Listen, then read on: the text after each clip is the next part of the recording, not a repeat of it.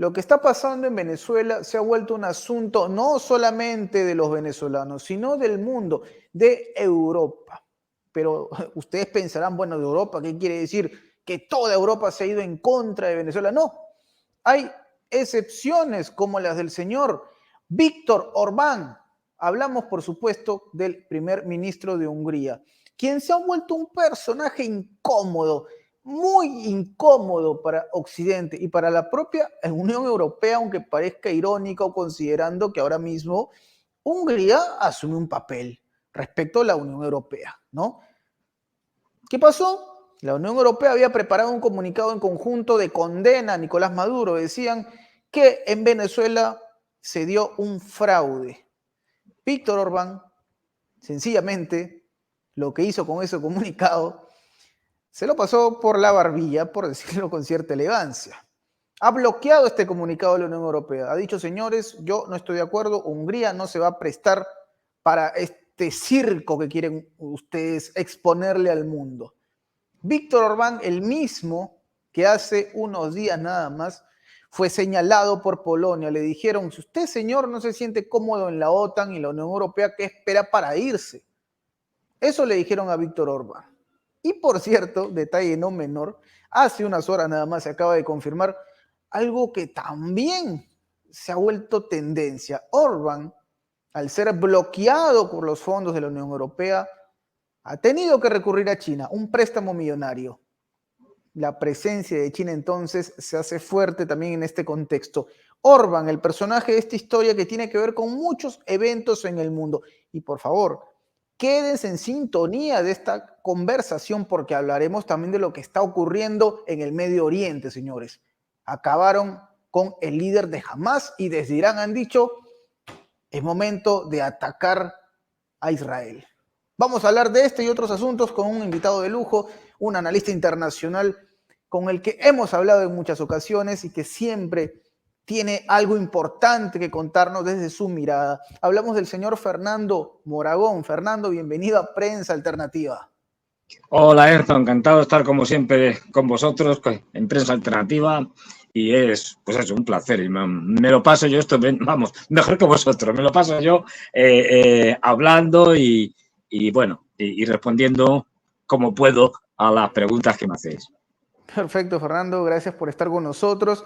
Y este asunto que, a ver, puede parecer lejano considerando el contexto de la ubicación geográfica, pero del tema se habla y mucho, Fernando, el asunto de Venezuela. ¿Por qué? Porque llama la atención que desde la Unión Europea, que desde el Reino Unido, de hecho también, que el propio Estados Unidos han salido a poner en duda los eventos que se dieron el 28 de julio. Hablan de una dictadura, de un fraude, no confían en el proceso electoral venezolano. Desde Rusia dijeron, felicidades, señor Nicolás Maduro, por este triunfo. Esperamos continuar con este trabajo en conjunto. China también felicitó a Maduro, lo hizo Irán, desde luego. Víctor Orbán también aparece en escena, el primer ministro de Hungría. ¿Por qué? Porque mientras la Unión Europea preparaba un comunicado en conjunto para condenar a Maduro, Orbán bloqueó el comunicado. Dijo, no hay forma. Y se arma ahora sí la tole-tole, como decimos acá en Perú. Venezuela en el foco del mundo, pero también Víctor Orbán, uno de los representantes de Europa en este momento, quien se resiste a seguirle el juego al bloque. Fernando, ¿qué mirada tiene sobre estos últimos acontecimientos? Bueno, pues muy interesantes y además bueno, estamos viendo, ahora lo explicaré un poco más, la agonía de Europa y cómo Europa, por hacer la típica comparación, es como el Titanic, que esto ya hemos chocado con el iceberg se llama Rusia, o iceberg se llama Rusia, y nos estamos hundiendo. Y el hundimiento ya es irreversible. Entonces, quiero decir, no puede, como pasó con el Titanic, que algunas personas se escapen en barcas, por ejemplo, los húngaros. Pero el resto se hundirán con el barco. Y eso, ahora hablaremos de ello. Pero en el tema de Venezuela, bueno, aquí hay que tener en cuenta dos cosas. Desde que desaparece la Unión Soviética, antes también lo hacían los norteamericanos, pero lo hacían solo en la parte digamos, las partes en que podían influir o intentaban provocar golpes de Estado, invasiones, etcétera, estas cosas. Ahora, desde que desaparece la Unión Soviética, lo hacen en todo el mundo. ¿Qué es lo que pasa? Que bajo el pretexto de la injerencia humanitaria, concepto más que discutible, es decir, y los Estados Unidos y su famoso orden internacional basado en reglas, en las reglas que ellos quieren, se atribuyen a sí mismos, ojo, Estados Unidos, para los que se despistan y tal, no es una organización internacional, no es Naciones Unidas, es un país. Que quede claro. Es decir, no puede hacer absolutamente nada. Pues se atribuye el derecho, con sus vasallos europeos y demás, el derecho a decidir lo que es o no democrático. En función, no de que realmente haya sido no democrático, esto lo de menos, esto da igual, en función de sus intereses. Es decir, si en un país determinado ha habido unas elecciones y ha habido un fraude enorme, pero a Estados Unidos le interesa reconocer que esas elecciones han sido válidas porque se lleva bien con el país, porque tiene intereses que haya en el país, pues lo reconoce. Y entonces salen todos los palmeros de la Unión Europea diciendo, qué elecciones tan bonitas y tal, qué democráticas y no sé qué. Bien.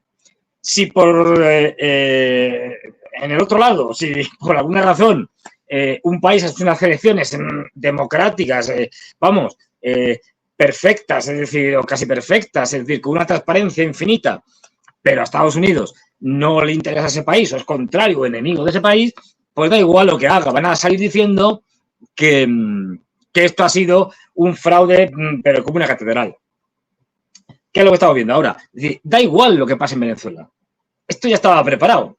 Quiero decir, o sea, pasara lo que pasara, es decir, en el tema de si ganaba Maduro legítimamente o con fraude, da igual, porque ya lo tenían preparado de antemano. Quiero decir, la cuestión es que había que deslegitimar a Maduro. Y ya está. ¿Por qué?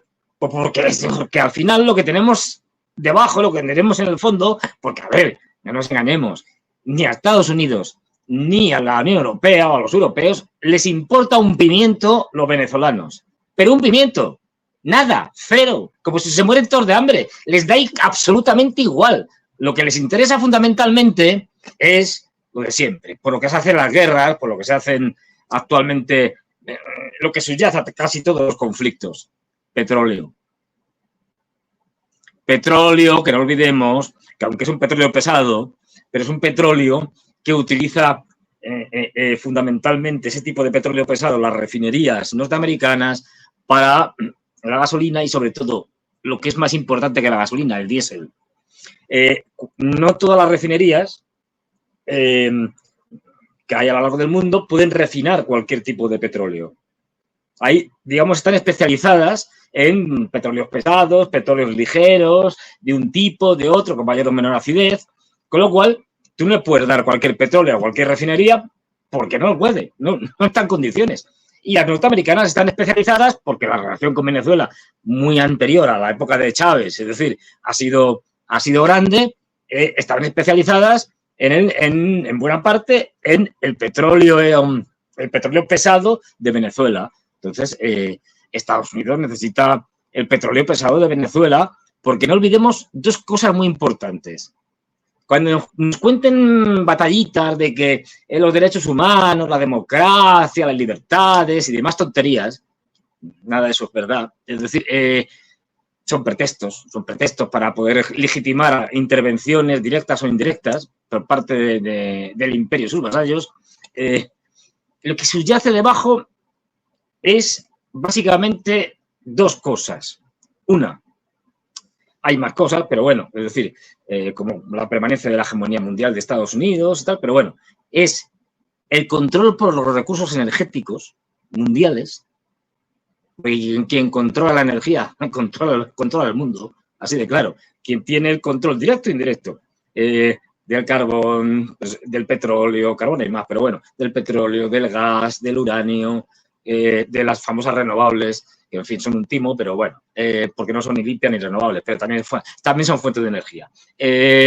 Y quien controle eso, controla el mundo. Y eso lo tienen muy claro los norteamericanos cuando después de la implosión de la Unión Soviética, en los años 90, después de un momento así que de desconcierto y tal, pero bueno, dicen, ahora que ya somos la única gran potencia en el mundo, vamos a eso. Lo que pasa es que lo hacen tan mal que al final, bueno, pues pierden la guerra de Irak, la de 2003, la de Afganistán, etcétera, etcétera, etcétera. Pero todo lo que hay detrás de esto no tiene que ver nada. Si Maduro mañana hace una declaración y dice, señores, consideramos que Estados Unidos es fantástico, es la democracia por excelencia. Estamos abiertos a las inversiones de las empresas norteamericanas y vamos a privatizar petróleos de Venezuela. Y te aseguro que mañana salen los norteamericanos diciendo, uy, que hemos hecho un nuevo recuento y que ha ganado legítimamente. ¡Ha ganado legítimamente! ¿Por qué es esto? No hay más. Es decir, no. Con lo cual, esto tenemos que tenerlo claro. Y además, porque, lo estamos viendo ya, y lo vamos a ver más por desgracia, y esto es inevitable. Estamos en un momento en el cual todas las fuentes de energía, y especialmente las fósiles, no olvidemos que las energías fósiles, o sea, nos cuentan toda esta tontería de las renovables y tal, como tengamos que vivir a base de las renovables, vamos bien, pero vamos iba a decir una palabrota, pero bueno, es decir, estamos, digamos, fastidiados. No sé si se me entiende, pero bien fastidiados. Porque actualmente, más o menos, si sumas la energía producida como fuente de energía, no olvidemos que la electricidad no es una fuente de energía. La energía es una energía secundaria, la producen otras fuentes. No hay yacimientos de electricidad en el suelo ni nada. Las produces a través de gas, con centrales térmicas, con carbón, es decir, la produces de muchas maneras, con las renovables, con lo que tú quieras. Pero la electricidad no es una fuente de energía primaria.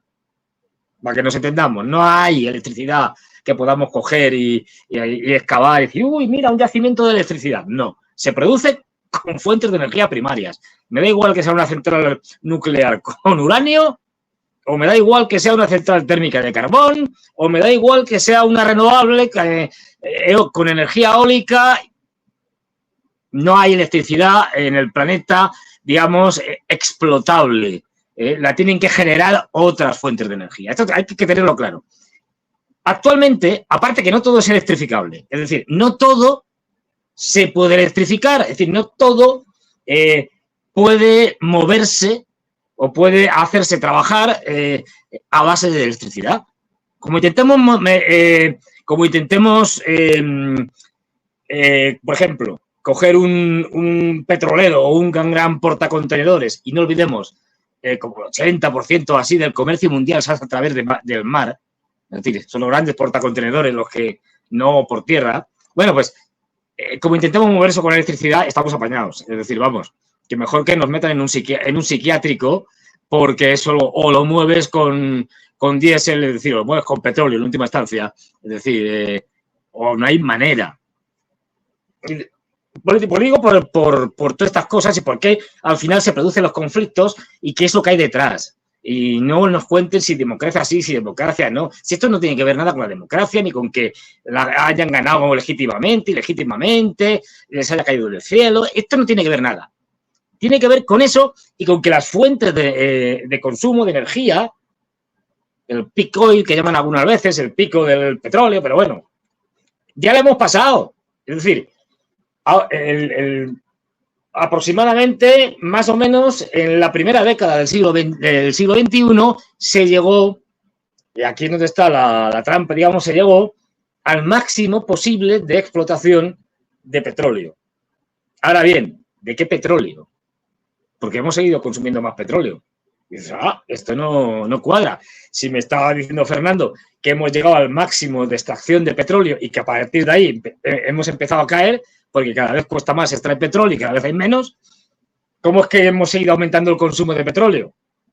Porque el truco está en lo siguiente. A lo que hemos llegado, a ese pico, es al petróleo de fácil extracción.